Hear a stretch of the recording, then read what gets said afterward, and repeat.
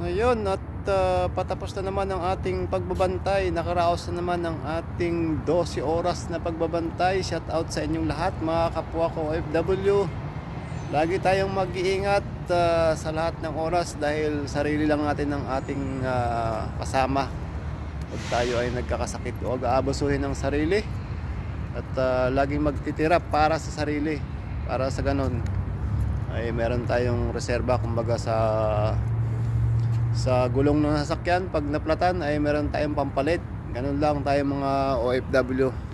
Kailangan mahalin ang sarili natin, alagaan ang sarili kasi malayo tayo sa ating mga pamilya, pero andito pa rin tayo pilit na nagpapatuloy sa ating trabaho para sa ating mga pamilya.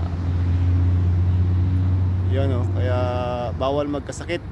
Shout out sa inyong lahat mga kapwa ko OFW dyan. Mag-iingat kayo lagi and God bless.